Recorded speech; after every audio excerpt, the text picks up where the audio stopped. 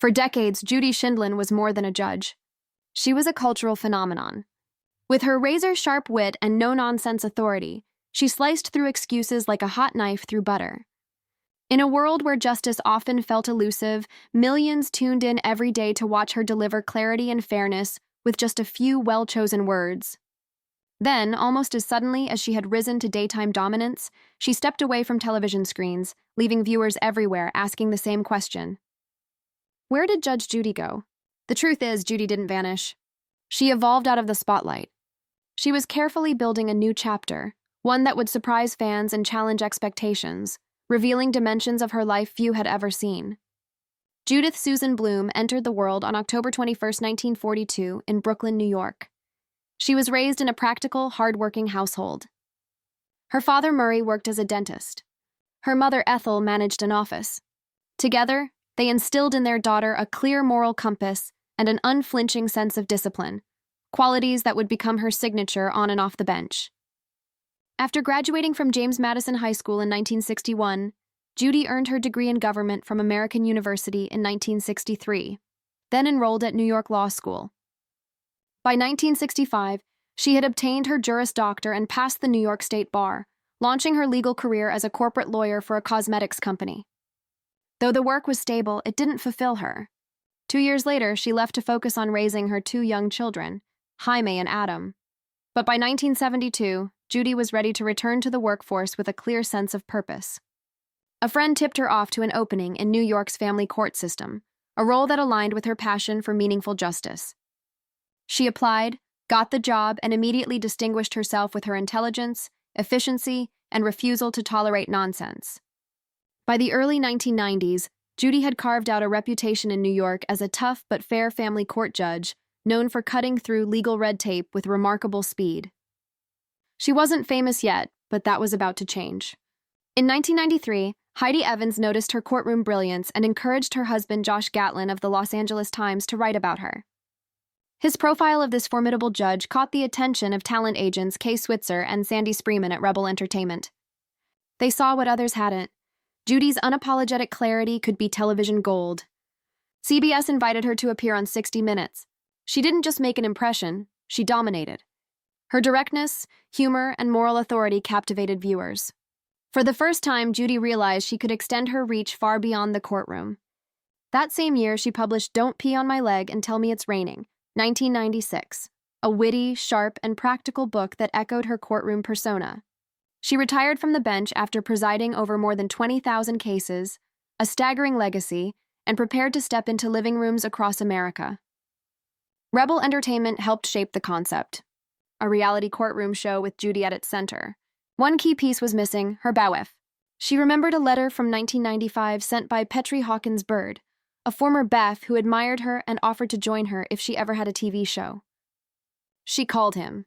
He said yes immediately. The chemistry between Judy and Bird was instant. His composed presence balanced her fiery precision, creating a dynamic unlike anything else on television. When Judge Judy premiered in 1996, it wasn't just another courtroom show.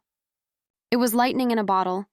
Bird's calm all rise, followed by Judy's surgical questioning, became appointment television. Within a few years, the show was drawing 9 to 10 million daily viewers, even surpassing Oprah Winfrey at times.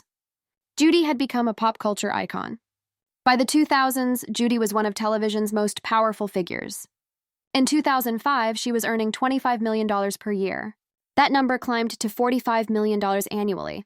Later with CBS, she was honored with a star on the Hollywood Walk of Fame in 2006, inducted into the Broadcasting and Cable Hall of Fame in 2012 and recognized by the UCD Law Society in 2013. After 15 nominations, Judge Judy finally won its first Daytime Emmy in 2013, followed by wins in 2016 and 2017. But massive fame brought criticism. Some argued she had grown less patient with low-income litigants. Others accused the show of prioritizing entertainment over genuine justice, since participants received stipends and travel accommodations. Judy, for her part, focused on the relationship with her viewers, not the critics. Even as she conquered television, health scares reminded everyone of her humanity. On March 30th, 2011, she suffered a mini-stroke while filming. True to form, she returned to work almost immediately. renegotiating contracts that made her the highest-paid personality on TV. Ironically, the woman synonymous with justice became embroiled in legal disputes herself. In 2016, Rebel Entertainment Partners sued CBS, claiming they'd been cut out of profits they were owed from Judge Judy and its spin-offs. Judy didn't back down. She accused Rebel's president of greed, noting he had already earned $17 million from the franchise. In 2018, the court sided mostly with Judy and CBS, though it acknowledged some of Rebel's claims. In 2020, Rebel sued again, this time naming Judy personally. She countersued for $22 million. Ultimately, she lost the case when she chose loyalty to CBS over pursuing further claims, a decision that revealed the strength of her convictions, even when it cost her. When Judge Judy wrapped in 2020, many assumed Judy would retreat into retirement. Instead, she launched Judy Justice, a streaming-era courtroom series aimed at younger audiences while preserving her trademark style. One controversial choice was not bringing Bird on board as Balef. She explained it was a financial and creative decision, though Bird admitted he was hurt. Fans were vocal in their disappointment. Eventually, she brought him back in a new role on Tribunal Justice, a spin-off that honored the original show's legacy. With Judy Justice, she embraced new formats and technology, quicker cases, fresh perspectives, and younger judges alongside her without compromising her decisive style. Away from the camera, Judy lives with the same discipline that has defined her career. She married Ronald Levy in the 1960s, raising their children, Jaime and Adam, then later married Judge Judy Sheindlin, blending their families. Between them, they share 5 children, 13 grandchildren, and 1 great-grandchild. Her real estate portfolio is as impressive as her TV career, including properties in New York, Florida, California, and Wyoming. In 2013, she purchased a $10.7 million Beverly Hills condo.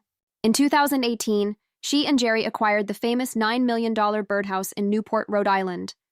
Politically, Judy has carved her own path. She's voiced support for same-sex marriage, gun reform, and has backed candidates from both parties, including Michael Bloomberg in 2020 and Nikki Haley in 2024. Her independence mirrors her legal philosophy. Think for yourself. Decide on the facts. Judy Sheindlin changed television. She brought real legal reasoning to daytime TV, merged entertainment with education, and became one of the most trusted figures in America. She proved that authority, when wielded with intelligence and wit, could captivate millions. And even after stepping away from her original show, she continues to adapt, staying relevant to new generations. So, has Judge Judy's impact reached its peak, or is this just the beginning of a new era? Let us know your thoughts in the comments, and don't forget to like and subscribe for more stories like this.